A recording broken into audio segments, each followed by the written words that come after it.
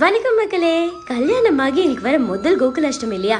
கிருஷ்ணர், கோவிந்தர், கண்ணா, மாயவன், மாதவன், கோவிந்தன் இப்படி பல பேர் இருக்கு கிருஷ்ணாக்கு.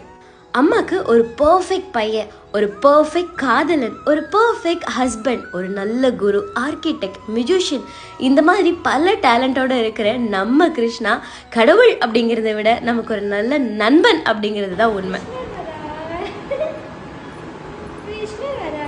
கிருஷ்ணர் அப்படின்னாலே மாயவன், கிருஷ்ண லீலா இப்படிதான் நம்ம சொல்லுவோமே தவிர, கிருஷ்ணர் பிறந்ததுலேருந்து துவாபர யுகம் முடியிற வரைக்கும் அவர் பட்ட பாட்டெல்லாம் வெளியில சொல்லவே முடியாதுங்க. அவர் பண்ண எந்த விஷயமும் தனக்காக பண்ணிக்காம மற்றவங்களுக்காக, அதாவது பாண்டவர்களுக்காகவும் நல்லவதை காப்பாத்துறதுக்காகவும் மட்டுமே பண்ணாரு. 18 நாளில் மகாபாரத போரையே முடிச்சு வச்சாரு. அது மட்டும் இல்லாம கீதைங்கிற ஒரு அற்புதமான விஷயத்த இப்ப இருக்கிற மக்களுக்கும் இனி வரப்போற மக்களுக்கும் உதவுற மாதிரி கொடுத்துட்டு போனாரு. மனிதனால் மனிதனுக்காக எழுதப்பட்ட நூல் திருக்குறள், கடவுளால் மனிதனுக்கு நேரடியாக உபதேசிக்கப்பட்ட நூல் தான் பகவத்கீதை. ஆடு மேய்ச்சிக்கிட்டு இருக்கிறவன் அரசன் ஆகலான்னு மக்களுக்கு சொன்னவனும் இவன் தானே.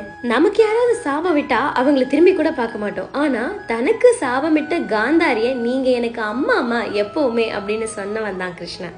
எல்லாருக்குள்ளேயும் ஒரு குழந்தைத்தனம் இருக்கு. எனக்குள்ள இருக்கிற ஒரு குழந்தைத்தனத்தை இப்ப வரைக்குமே உயிரோட வச்சுக்கிறதுக்கு காரணம் கிருஷ்ணா மட்டும்தான்.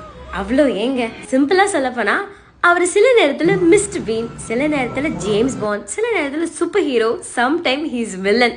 ஸோ இப்படிப்பட்ட நம்ம கிருஷ்ணாவுக்கு ஹாப்பி கோகுலாஷ்டமி. தேங்க்யூ மக்களே.